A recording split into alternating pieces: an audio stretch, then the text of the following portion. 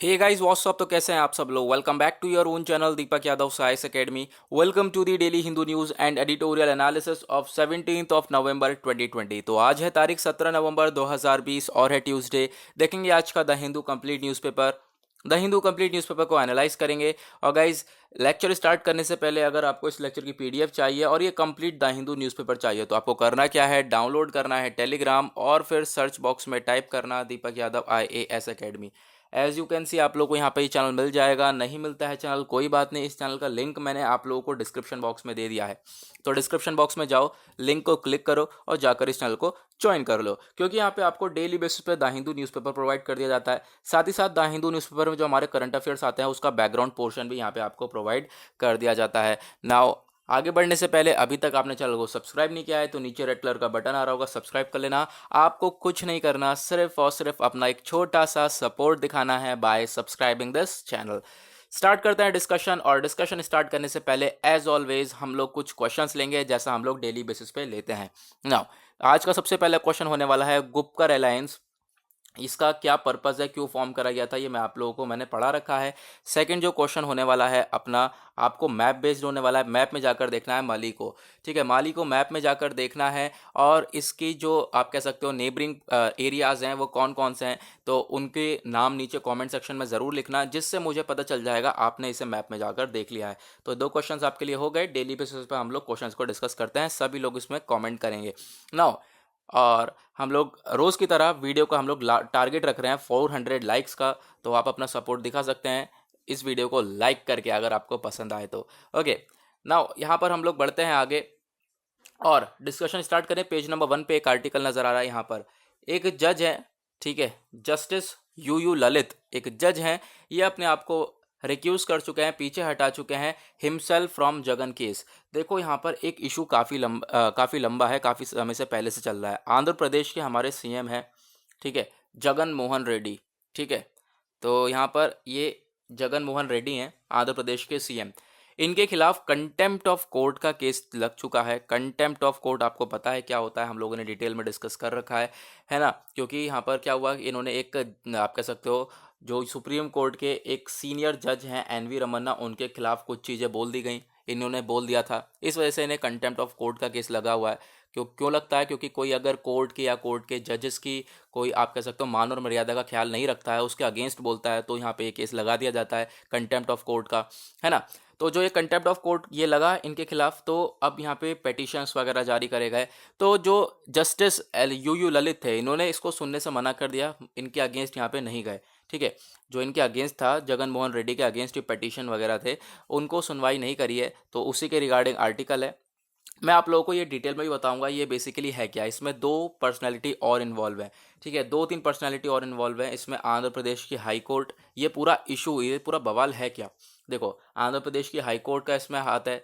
उसके बाद supreme court के एक हमारे जस्टिस हैं, कौन, NV रमन्ना, उनका हाथ है। साथ ही साथ आंध्र प्रदेश के पहले वाले सीएम, यानी आज के टाइम पे कौन सीएम है, जगन मोहन रेड्डी, लेकिन इससे पहले वाले सीएम थे, कौन थे, चंद्रबाबू नायडू, तो उनका भी हाथ है। ये 3-4 लोग हैं, इनके बीच में ये बवाल चल रहा है। तो क्या है मैं आप लोगों को आज बताऊंगा, एडिटोरियल पेज पे आया है ये आर्टिकल। ओके, नेक्स्ट आर्टिकल इसके नीचे ही बिल्कुल नजर आएगा आप लोगों को। मॉडर्ना, एक मॉडर्ना आ गया है, नया कंपनी, ड्रग मेकर है मॉडर्ना। इन्होंने बोला कि भाई जो इनकी वैक्सीन है वो 94.5% तक इफेक्टिव रहने वाली है। ओके, कोविड-19 की वैक्सीन बन रही है और 94.5% तक रहेगी इफेक्टिव। देखेंगे क्या क्या होगा आने वाले टाइम पर। उसके बाद उसके नीचे आर्टिकल यहाँ पे दे रखा है, winter session of parliament unlikely amid rising Covid cases. Winter session है पार्लियामेंट का, पता नहीं इस बार होगा या नहीं होगा, अभी कुछ पक्का मालूम नहीं है। आपको पता होगा पार्लियामेंट में 3 तरीके के सेशन होते हैं, एक होता है हमारा बजट सेशन, दूसरा होता है मॉनसून सेशन एंड तीसरा होता है विंटर सेशन। तो विंटर सेशन अभी यहाँ पर इस कोविड-19 की वजह से पता नहीं होगा या नहीं होगा, उसके बारे में बात हो रही है, ठीक है। तो उसी के रिगार्डिंग बात है। और अब यहाँ पर एक इम्पॉर्टेंट चीज़ याद रखना, ऐसा हमारी पूरे इतिहास में 3 बार हुआ है जब विंटर सेशन नहीं हुआ। और वो 3 बार कब कब है, 1975 में, 1979 में, 1984 में। ये साल हैं जब जब विंटर सेशन नहीं हुआ है। तो हो सकता है इस बार भी ना हो, तो अभी देखेंगे क्या क्या होता है आगे। होगा तो न्यूज़पेपर में आ जाएगा, हम लोग डिस्कस कर लेंगे। नहीं होगा तो कोई बात नहीं, तब भी न्यूज़पेपर में हम लोग को पता चली जाएगा। ओके, फिलहाल अभी इतना अपडेट है अपने पास, यहाँ पे आपको याद रखना है ना। उसके बाद Shaheen Bagh activist seek verdict review. अब यहाँ पे शाहीन बाग के ऊपर अपना वर्डिक्ट दिया था सुप्रीम कोर्ट ने। सुप्रीम कोर्ट ने शाहीन बाग को प्रोटेस्ट के ऊपर के ये सुनवाई करी थी और काफ़ी सारी चीज़ें बोला था। इसके ऊपर मैंने एक सेपरेट वीडियो बना रखी है, आप अगर डालोगे Supreme Court verdict on Shaheen Bagh by Deepak Yadav IAS Academy, आपको वो वीडियो मिल जाएगी।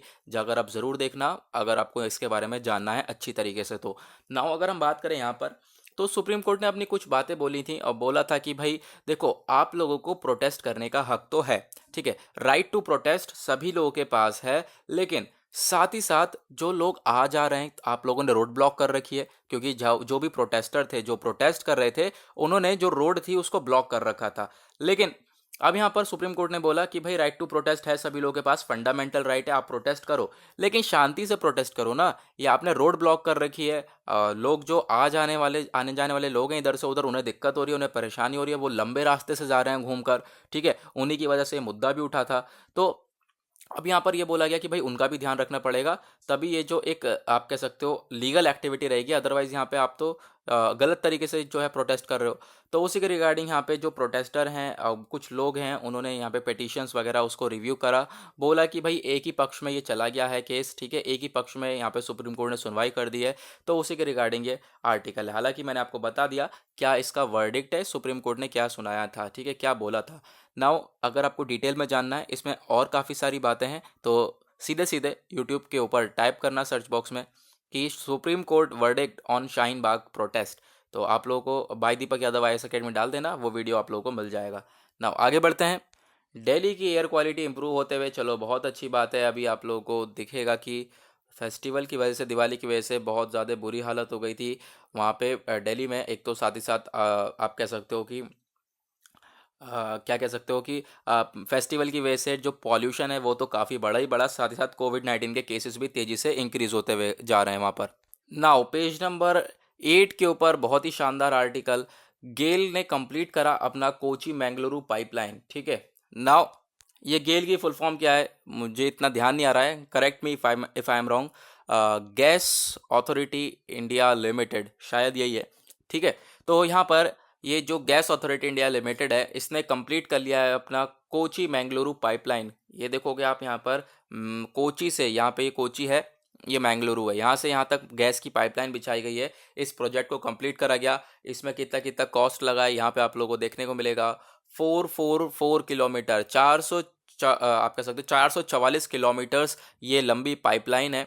इसमें कितना पैसा लग चुका है, 5750 करोड़ रुपीज़। उसके बाद यहाँ पे आप लोगों को देखने को मिलेगा मेन जंक्शन इसका कहाँ पर है, कोतानाद, यहाँ पर इसका मेन जंक्शन है। ये कोची हुआ, कोची से इधर चलोगे कोतानाद, यहाँ पर ये नज़र आएगा। और कोतानाद पे ये जो गैस की पाइपलाइन है ये बाइफर्केट कर रही है, बट रही है दो जगह पर। एक तो चली जा रही है मैंगलुरु, दूसरी चली जा रही है बेंगलुरु, ठीक है, मैंगलुरु बेंगलुरु, तो यहाँ से दोनों तरफ लाइन चली जा रही है, ये याद रखना। गैस की डिमांड एक्सपेक्ट करी जा रही है 80 to 90 million cubic metres per annum, हर साल यहाँ पर इतना जो है गैस रहने वाला है, गैस जो है सप्लाई होने वाला है।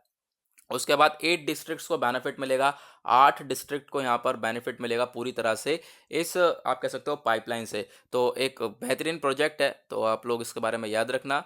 एक Kochi Mangaluru natural gas project है जो कि एनर्जी को बूस्ट कर रहा है। ओके, नाउ आगे बढ़ते हैं। और आपको पता होगा ये वाला आर्टिकल हमने अभी फ्रंट पेज के ऊपर डिस्कस किया, ठीक है, जगन मोहन रेड्डी वाला। उसके बाद ये वाला भी हमने फ्रंट पेज पे डिस्कस किया कि जो अब वैक्सीन है वो मोडेरना, मोडेरना एक कंपनी है, वो क्या कर रही है, अपनी वैक्सीन को बोल रही है कि भाई 95% तक जो है उसकी वैक्सीन, 94.5% तक वैक्सीन इफेक्टिव रहने वाली है। ओके, नाउ आगे बढ़ें।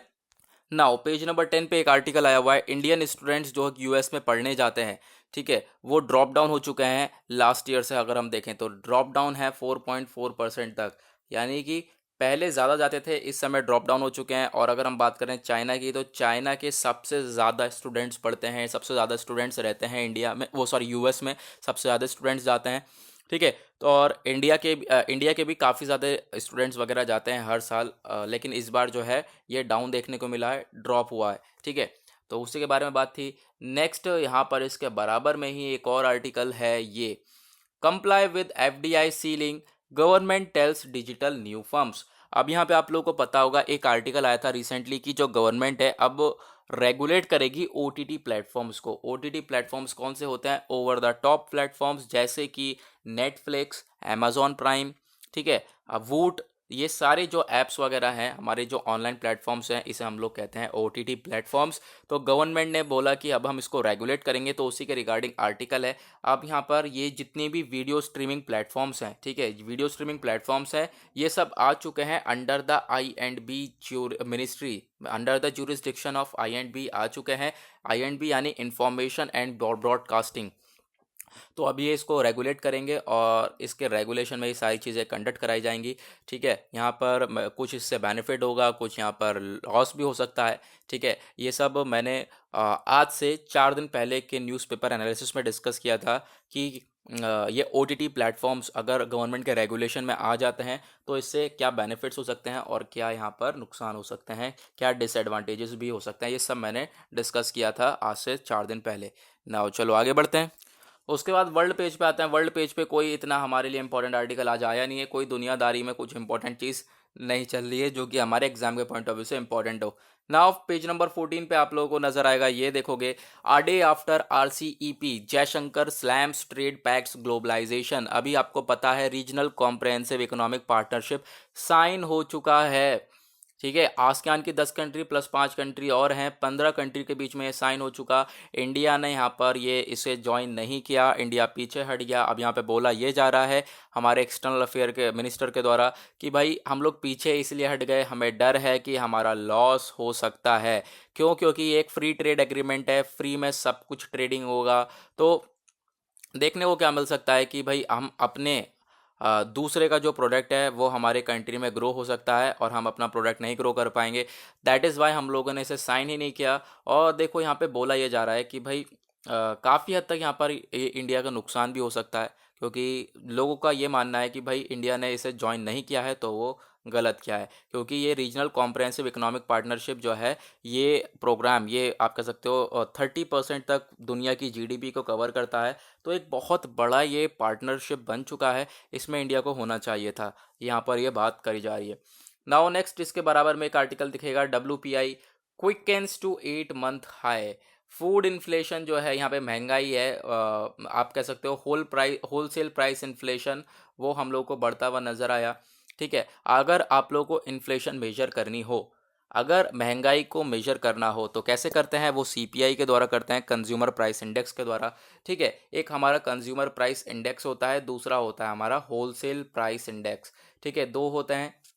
पता होगा कंज्यूमर प्राइस इंडेक्स यानी कि क्या होता है, एक पर्सन की प्राइस इंडेक्स देखी जाती है। होलसेल प्राइस इंडेक्स से हम लोग इन्फ्लेशन को मेजर नहीं करते हैं, क्योंकि देखो, अगर आप लोग चीज़ों को होलसेल में खरीद रहे हो, इकट्ठा थोक में ढेर सारी चीज़ें खरीद रहे हो, इसका मतलब आपके पास पैसा है, ठीक है, इसका मतलब आपके पास पैसा है, तो आपको महंगाई से कोई फर्क नहीं पड़ने वाला। लेकिन यहाँ पे कंज्यूमर प्राइस इंडेक्स में क्या होता है, आप छोटा मोटी दुकान से जाकर अपने ज़रूरत की चीज़ें खरीद रहे हो, ठीक है।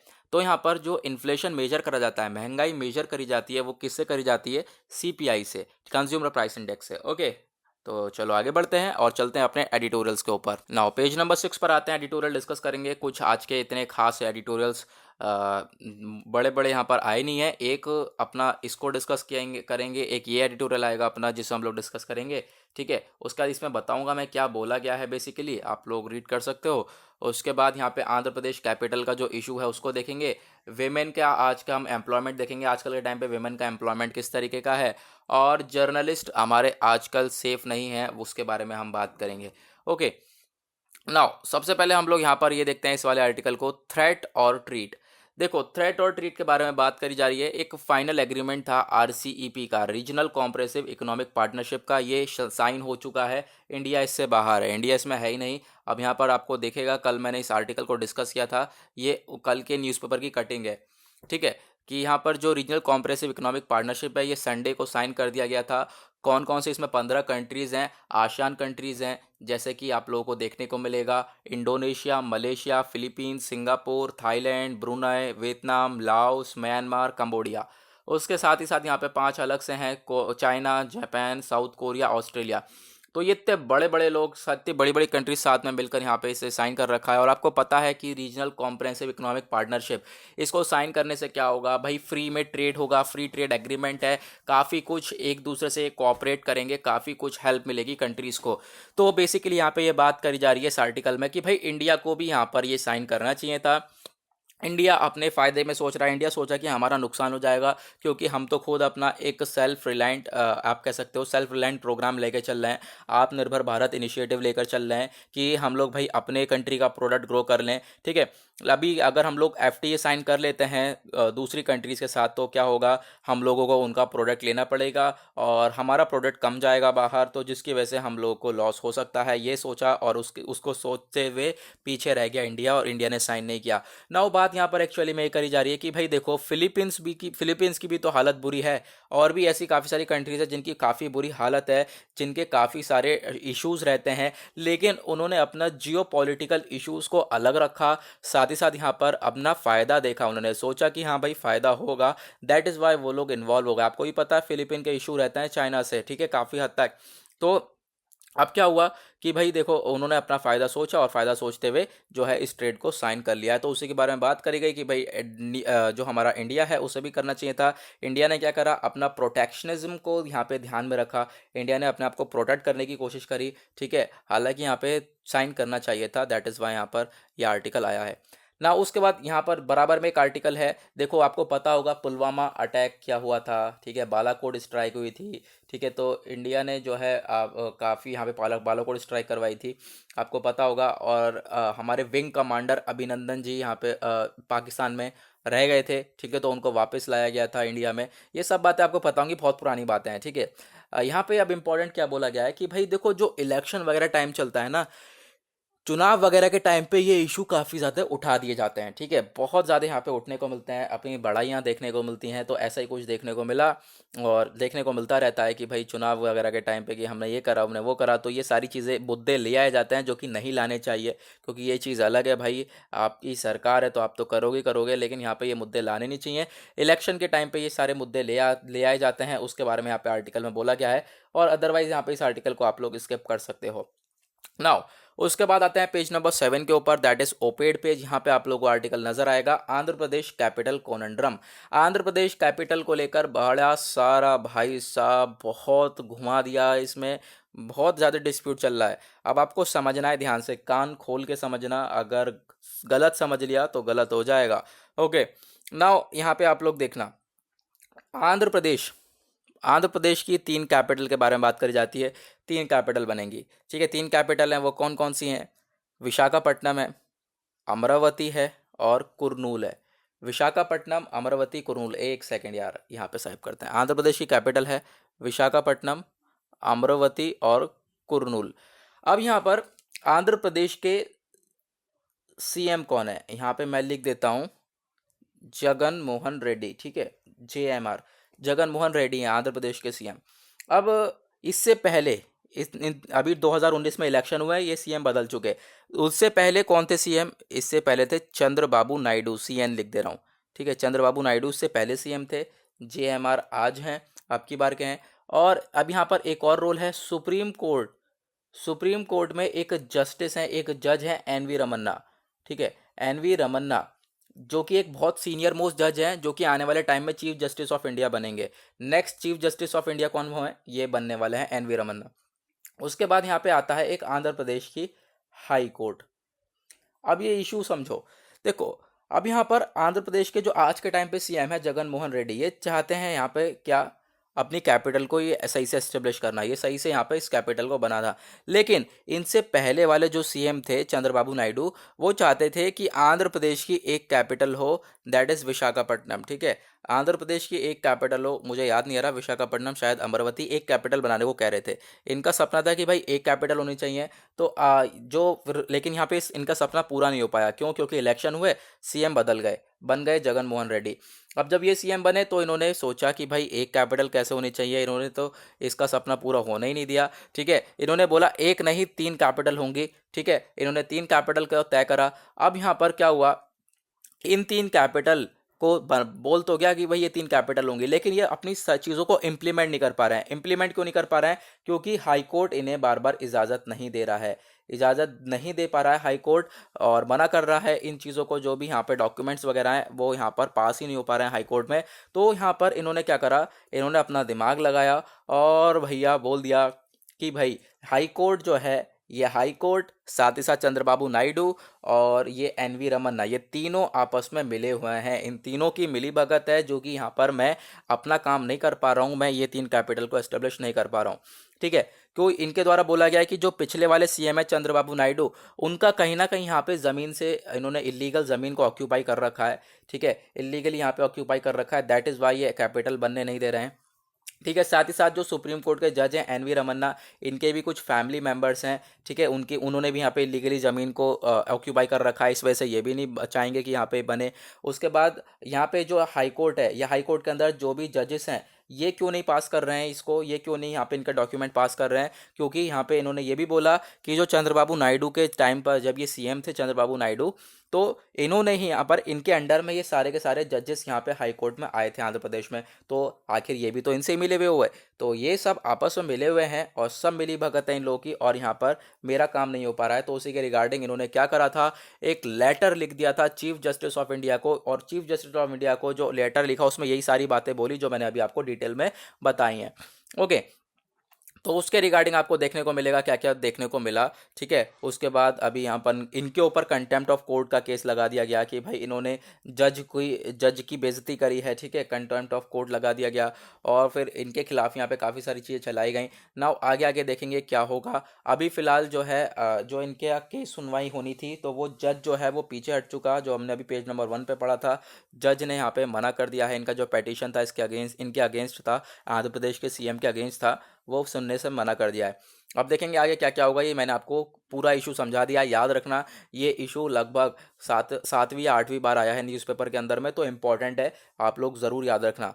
उसके बाद नेक्स्ट आर्टिकल आप लोगों को यहाँ पे बराबर में ये वाला आर्टिकल नज़र आएगा, और इस आर्टिकल में बात हो रही है हालांकि हमारे इंडियन वेमेन की हालत के बारे में। आज के टाइम पे अगर हम देखें इंडियन वेमेन का एम्प्लॉयमेंट, तो वो किस तरीके का एम्प्लॉयमेंट है।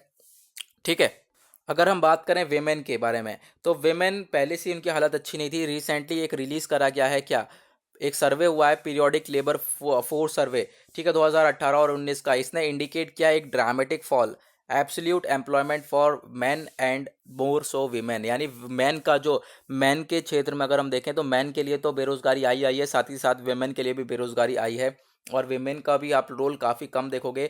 साथ ही साथ यहाँ पे बोला गया कि भाई अगर हम बात करें इंडिया की, तो इंडिया के अंदर जेंडर गैप भी बहुत ज़्यादा दिखाई देता है, क्योंकि एक जेंडर गैप रिपोर्ट आई थी हाल ही में। ठीक है, और उसमें इंडिया की रैंक थी 149, 153 कंट्रीज़ में से 149 रैंक थी। आप समझ सकते हो कितना डाउन रैंक है, यानी कि इतना ज़्यादा जेंडर गैप है यहाँ पे, हम इतना ज़्यादा भेदभाव देखा जाता है वेमेन और मैन के एम्प्लॉयमेंट के अंदर में।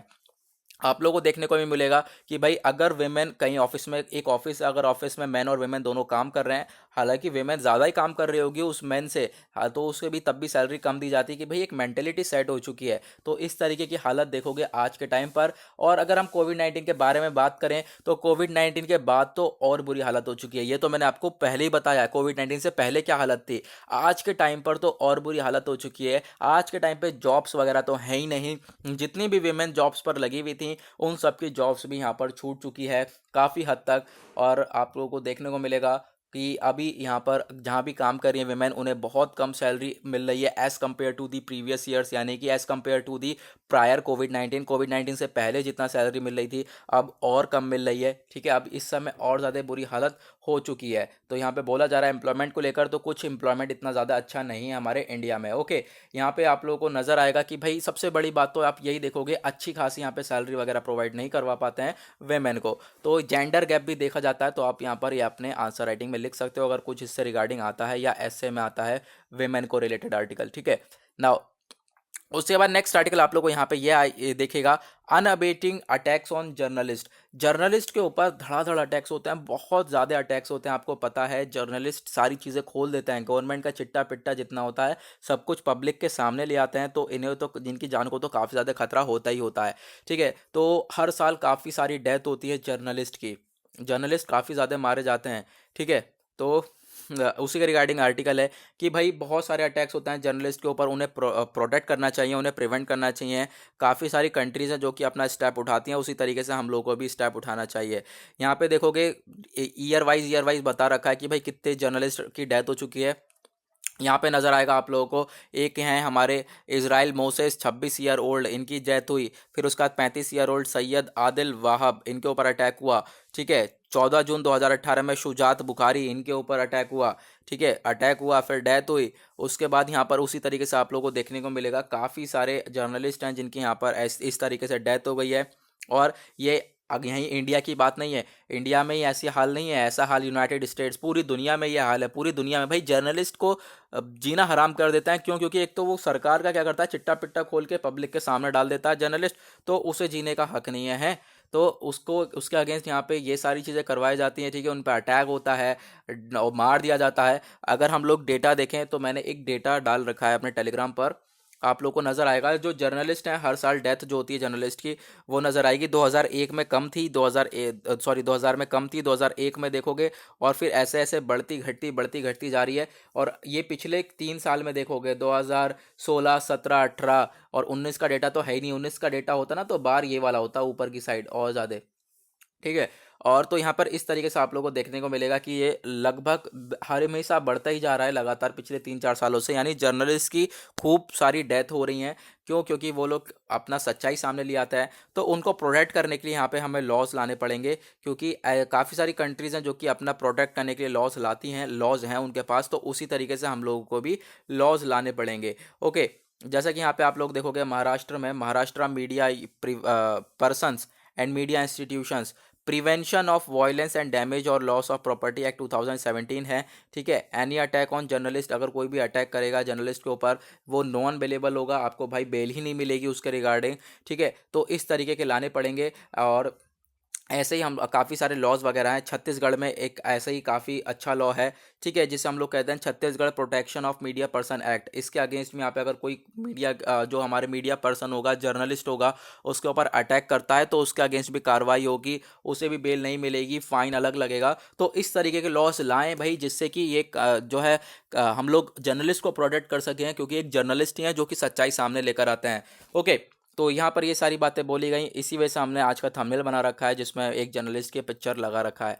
ओके, तो आज के लिए बस इतना ही, और आई होप आप लोगों को मज़ा आया होगा तो वीडियो को लाइक ज़रूर करना। और अभी तक आपने चैनल को सब्सक्राइब नहीं किया है तो नीचे रेड कलर का बटन आ रहा होगा, सब्सक्राइब कर लेना, बेल आइकन ज़रूर प्रेस कर देना ताकि आप कोई भी वीडियो की नोटिफिकेशन मिस ना कर सको। तो आज के लिए बस इतना ही, मिलेंगे आप लोगों से कल। आज के लिए bye bye, have a nice day.